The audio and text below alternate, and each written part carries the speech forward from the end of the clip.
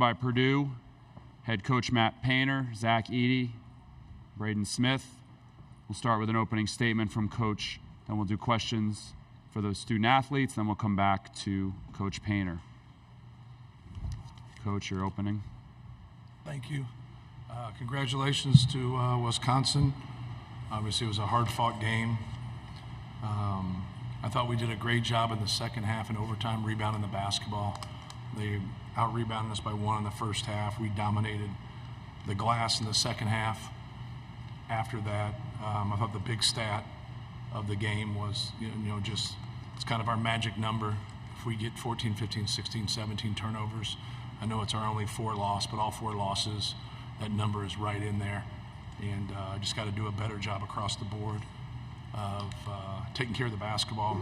But you can go and look at individual plays or all the way through the game. Just needed one more stop somewhere, one more score, one more free throw, whatever it might be, to kind of put this game out of reach and get to that 2 possessions late in the regulation or late in the overtime. But give the credit to them. I thought Chucky Hepburn played really well. Didn't turn the basketball over. Had 22 points on 12 shots. I thought we did a good job on A.J. Storr. Even though he had 20, it took him 23 shots to get there. Wall had been someone who had scored against us in the first 2 games.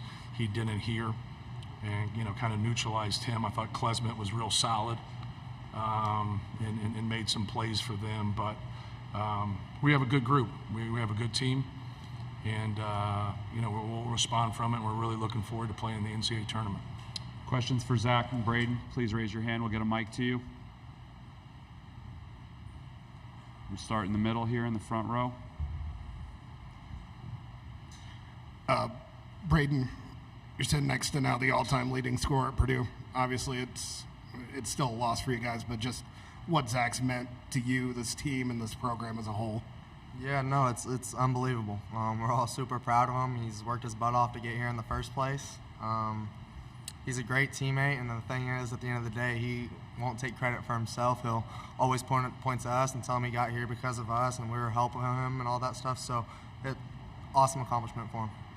In the middle, second row, Tom.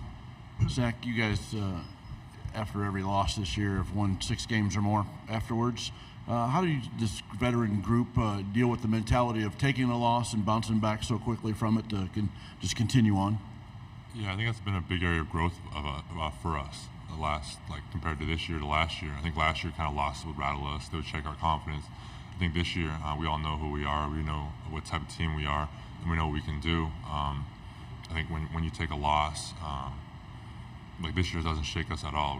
We stay true in what we believe, and what we believe in ourselves, and that's kind of like that veteran presence of being kind of through a full season as a team together. Front row on the left. Braden, you worked all year to get back into this position where you're a 1 seed again. I think this team has done a great job blocking outside noise all season long, but the next week is going to be 16 seed versus the 1 and what happened last year. How eager are you to get back into that situation and kind of right a wrong off of what happened last year? Yeah, I don't think we're really worried what happened last year. I think we're focused on now, and I think that's in the past, and I've said it multiple times that they beat us that day and they played better than us, but I don't think it will happen again, and we're all super excited and ready for this next upcoming week. Other questions for Braden and Zach? All right, you guys can head back to the locker room. We'll continue with questions for Coach Painter. We'll start with Brian right here on the far left-hand side. Matt, you already mentioned the turnovers. They tend to come in bunches. I mean, there haven't been a lot of losses, but in all 4 down here. Thank you. In all 4 losses, the turnovers have come in bunches, and they've led to a lot of points. Is there any common thread there among those games? Anything you're seeing in those sequences? Yeah, the sequence in the second half that flurry, like we just weren't concentrating, just running some of our stuff and literally throwing the ball before we're looking for the receiver. As you run a lot of stuff dry in practice with no defense. And so, are you really concentrating? Like when someone's defending, you throw the ball to the offensive player as much as you throw the ball away from the defensive player. So it's that combination, right? You just don't whip it because they're being guarded. We just had, about 3 turnovers right there where they just threw it to Wisconsin. And you got to give Wisconsin credit. I like their pressure. I thought Chucky was really good on the basketball. The other guys did a good job of just trying to push out some of our things. I didn't think our details and starting plays was great there. For about a handful of possessions, we got pushed out a little bit too far. So the one thing about it is if they want to push us out too far, is that when we do throw the ball inside, it's a long run. So it helps us as much as it hurts us too. So it's not something that we really care about, because if we're going to make a post feed from 25 feet, if you want to go mess with the basketball, you're 20 feet away from him. You're 25 feet from the rim, but you're 20 away from that post up. So just concentration. We got to do a better job of concentrating and taking care of the ball. Far right, front row, Zach. Matt, I guess just spinning this forward, obviously so much talk in the last 24 hours about Braden's health. He seemed fine. Did he come through it fine? And just kind of how did you maybe see him? Did you see him sort of favor it at all, or did it seem to bother him at any point? No, it didn't, and that's what I was watching. I think a lot of times with competitive guys, they're always going to tell you that they're okay, and you got to watch them. You got to watch them through the game. But you really have, your trainers. We got a great trainer in Chad Young. And I just said, hey, you just got to tell me if you see him favoring it or you see something. I'm watching the game. I'm not watching one person. And so everything that he did, and he warmed up for about 45 minutes, our GAs went out there.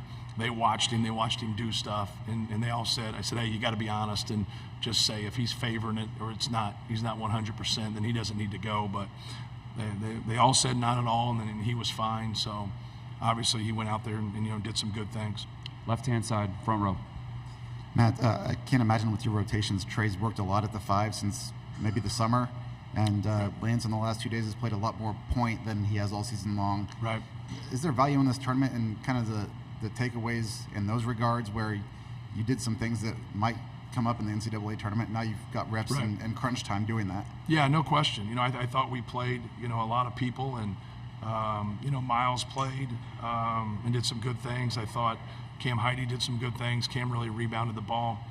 But yeah, Trey playing some 5 for us after he's played the 4. And, we get to where, we're going to maximize Zach. Sometimes we'll go smaller with Mason because of his ability to shoot and keep that guy out. And a lot of times teams are going to come with the second biggest guy out there.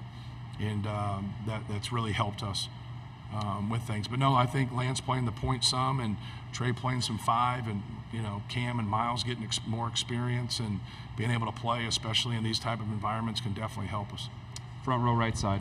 Matt, is a loss on a Saturday almost a blessing in disguise because you get an extra day of rest before next week with all the bumps and bruises your team has gone through?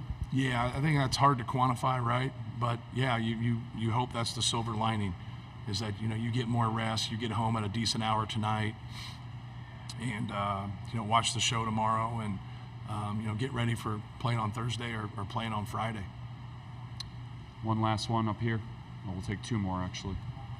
Ask Braden about it, but Zach is now the all-time leading scorer at Purdue. One more chance to just say what he's meant to this program. Yeah, no, it's fabulous, man. Being all-time leading scorer and rebounder, at a school like Purdue with great basketball tradition, is really unbelievable. You look at both of those awards with Joe Barry Carroll and Rick Mount, who are just, legends at Purdue, and for him to be able to do that and be humble, right? He's a good teammate. He's a selfless player. He's competitive. He's everything that you want in a player. I've never seen somebody so good get so much shit for no reason. You know what I mean? Like it blows my mind. I play with Glenn Robinson. I've been around big-time players, big-time people. It blows my mind. And all the things that happen and go on in a game, just because people with his size are normally not very good at basketball, and he's really good, so he has a lot of attention. But he stayed grounded, man. He has stayed grounded. He keeps his composure, and we're proud of him for everything he's accomplished. We'll finish on the far left, Brian. What's the calculus on deciding whether to put 7'4" on the inbounder on that last play or at the rim? I had to put him on somebody. They went small, and so I can keep him at the rim, and then we don't match up, and they hit a 3 and they beat us, right? So when they went small, the one guy that is still out there triggering that pass is Tyler Wall. That was their center on that play. So we tried to to angle it the best we could so they couldn't get on the run. I mean, it's where you kind of want the basketball unless you throw the ball out to half court with 3 seconds to go. Like, he went to the corner. Like, and so now you want to take that three away so it doesn't beat you, but then you want to have some resistance when he puts it on the deck. We kind of played it like we were up 3 and who cares if he gets a 2? Well, a 2 sends it in overtime. Like, and then everybody's so worried about a 3, we're so spread out. We just had to give a little resistance right there, and then now we're going to get him into a tough 2, tough pull-up, and that's what you want. And we just didn't. He just got a clear path to the rim. All right, Coach, thank you. Good luck in the tournament. All right, thank you. Thanks.